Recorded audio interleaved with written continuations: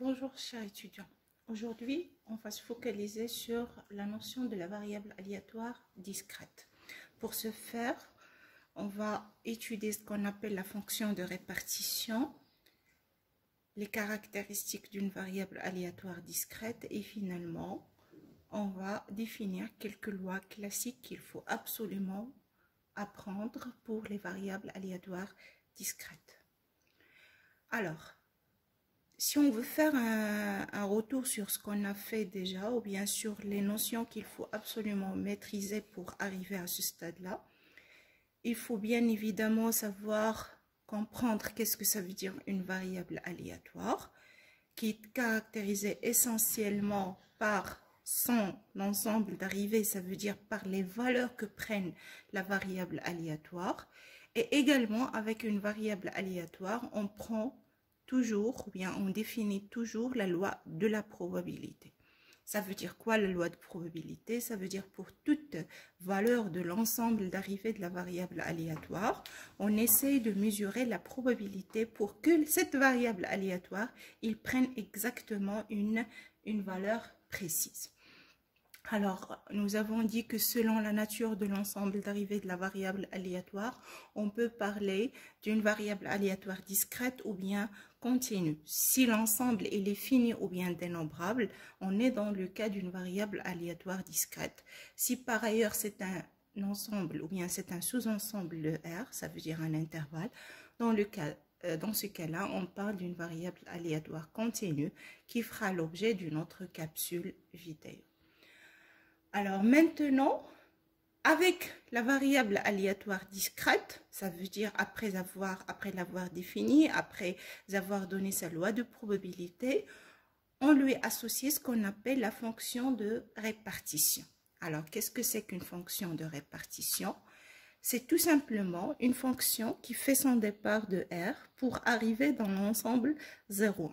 Là, j'ouvre la parenthèse et je dis chaque fois qu'on trouve l'intervalle 0,1, ça veut dire que probablement avec un pourcentage de 90% qu'on va travailler avec des probabilités, ce qui est exactement le cas, qui à chaque t de R, il fait correspondre f de t égale la probabilité pour que la variable aléatoire prenne toutes les valeurs qui sont inférieures strictement à t.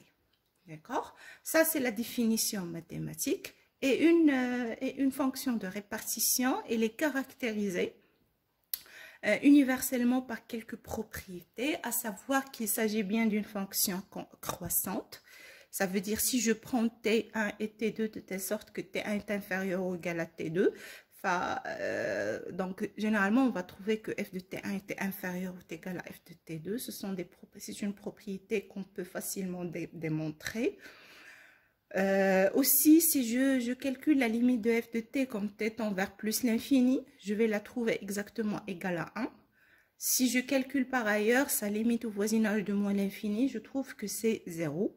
Et ça rejoint en quelque sorte le fait que ils arrivent dans l'intervalle 0,1.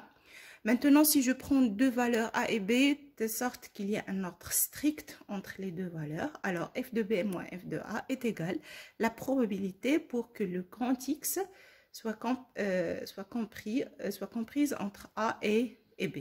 A largement et B strictement.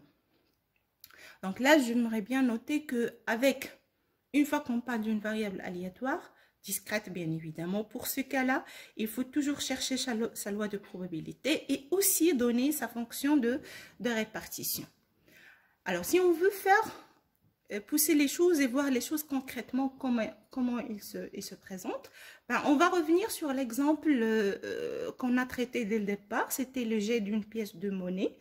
Une expérience aléatoire dans l'espace fondamental, c'est pile ou face. Et après, on a rajouté la variable, ou bien on a défini la variable aléatoire, de telle sorte que si on obtient face, on aura une récompense de gain de 100 dirhams. Mais si par contre, on obtient pile, on va avoir moins 50 dirhams. Alors, on va voir maintenant comment ça se passe pour la fonction de répartition.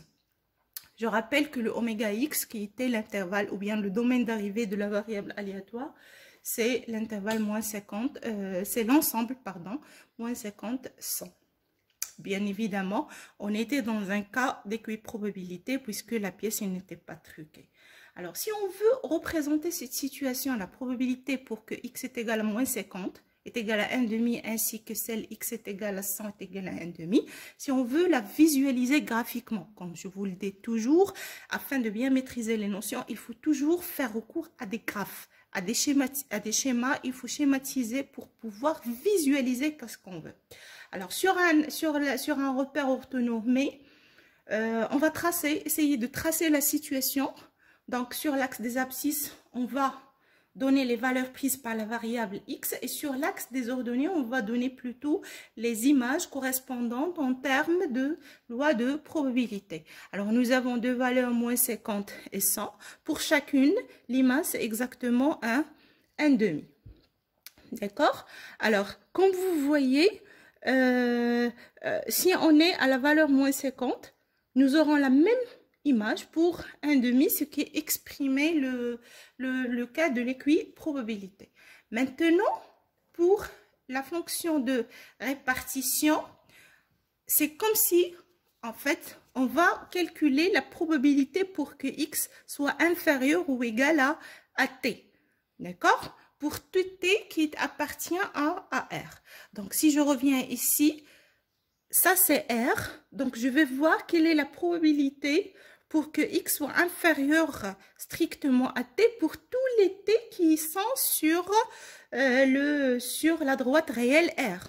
Alors, d'après ce schéma-là, on voit très bien que c'est comme si R elle est répartie en trois zones. Il y a les valeurs qui précèdent moins 50, il y a les valeurs qui sont entre moins 50 et 100, et il y a des valeurs qui dépassent exactement 100. Ma fonction de répartition, bien évidemment, il va prendre par considération cette répartition.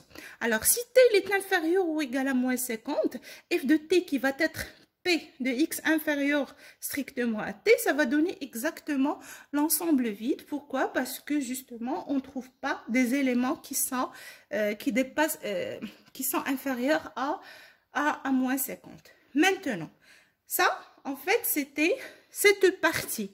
Maintenant, je vais travailler sur la partie moins 50 et 100. Donc, si t est compris entre moins 50 et 100, alors f de t va être exactement, c'est la probabilité de moins 50. Probabilité de x est égale à moins 50, qui est exactement 1,5. Alors, pourquoi ceci? Alors, si on est là, si je commence mon calcul ici, x, il est comprise entre moins 50 et 100. Réellement, x, il prend la valeur moins 50, mais il n'arrive jamais à 100. D'accord? Donc, et entre les deux valeurs, il n'y a pas de x, il n'y a pas de valeur t. Et donc, finalement, la probabilité pour que la variable aléatoire soit entre ces deux valeurs-là, c'est exactement la probabilité pour que x égale à moins 50. Et cette probabilité, c'est égal à 1,5. Maintenant, si t, il dépasse, ça veut dire le 100, ça veut dire on est sur la troisième, sur l'autre zone. Alors, je reviens toujours sur le schéma. Si je trouve un t là, il y a deux situations. Soit que ce t-là, il est là, ou bien il est là. Ça s'exprime par le fait que f de t, p de x est inférieur à t, c'est px est égal à moins 50, ou bien x est égal à 100, pour les valeurs qui sont inférieures ou égales à t. D'accord? Puisqu'il y a le ou, et on savait déjà que ce sont deux valeurs qui sont, deux événements qui sont indépendants. Ça veut dire la probabilité de l'intersection, c'est égal à 0. Donc, c'est la somme des deux probabilités qui donne 1. Et finalement, le graphique de la fonction de répartition, il va être le suivant. Si on est avant 50, on est avec une valeur 0. Si on est entre moins 50 et 100, on est à 1,5. Mais si on est au-delà de 100, on est vraiment à la valeur 1. Donc, si vous remarquez, la fonction de répartition, c'est une fonction en escalier, d'accord?